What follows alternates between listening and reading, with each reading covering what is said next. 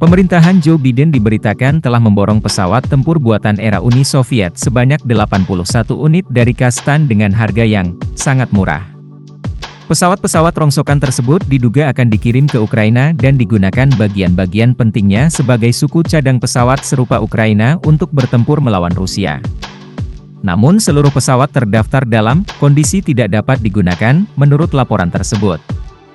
Biaya modernisasi jet-jet tempur itu dianggap tidak praktis secara ekonomi. Pembelian dilakukan dalam sebuah lelang pesawat milik pecahan negara Soviet tersebut yang berjumlah 117 unit. Kiev Post melaporkan bahwa ke-81 jet tempur jadul tersebut dibeli oleh Washington melalui entitas luar negeri dengan harga gabungan 2,5 juta dolar AS yang berarti masing-masing pesawat dihargai 19.000 dolar AS.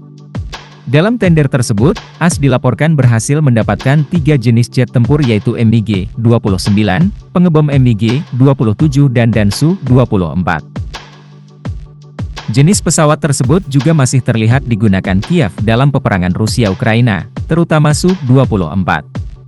Sedangkan Rusia kini lebih banyak menggunakan jenis yang lebih modern yaitu Su-34 dan Su-35 untuk membombardir wilayah Donbas, Ukraina Timur.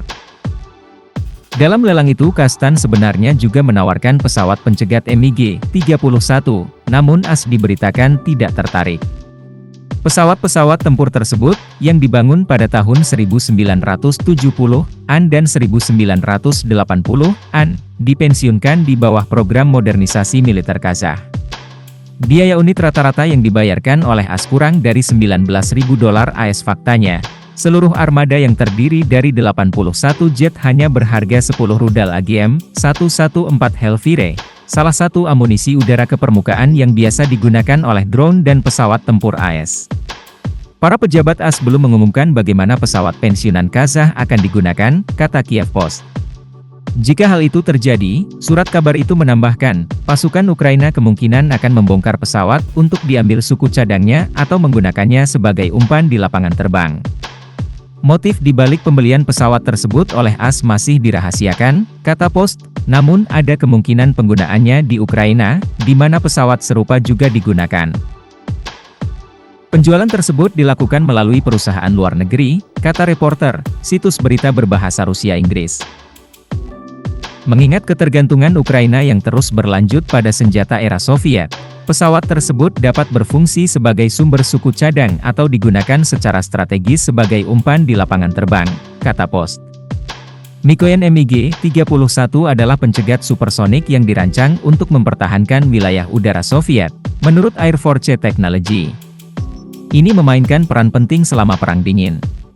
Berasal dari MiG-23, MiG-27 adalah pesawat serang darat dan digunakan dalam konflik seperti Perang Soviet-Afghanistan. MiG-29 unggul dalam pertempuran udara ke udara. Pesawat ini diekspor secara luas dan tetap digunakan oleh beberapa angkatan udara. Meskipun usianya sudah tua, Su-24, sebuah pembom taktis segala cuaca, tetap beroperasi dengan beberapa angkatan udara, termasuk Angkatan Udara Rusia dan Angkatan Udara Ukraina. Kazakhstan, yang dulunya merupakan bagian dari Uni Soviet, telah menjalin hubungan dekat dengan Rusia dan secara historis merupakan salah satu sekutu terkuatnya. Namun hubungan tersebut telah berubah sejak Rusia menginvasi Ukraina, dengan Kazakhstan yang lebih bersekutu dengan Barat, sehingga memicu kemarahan sebagian orang di Rusia. Upaya negara Asia Tengah ini untuk meningkatkan kemampuan militernya bertepatan dengan meningkatnya keterlibatan negara tersebut dengan negara-negara Barat, yang menandakan pergeseran dari hubungan historis dengan Moskow, menurut analisis Kiev Post. Sebelumnya, Menteri Luar Negeri Antony Blinken mengunjungi Kazakhstan pada Maret 2023, di mana ia mengatakan bahwa AS sangat mendukung kemerdekaan, integritas teritorialnya, menurut kantor berita AFP. Beberapa propagandis Rusia yang vokal menyarankan agar Rusia beralih ke Kazakhstan setelah invasi mereka ke Ukraina. Salah satu komentator TV Rusia, Vladimir Solovyov, mengatakan bahwa negaranya harus memperhatikan fakta bahwa Kazakhstan adalah masalah berikutnya karena proses Nazi yang sama dapat dimulai di sana seperti di Ukraina.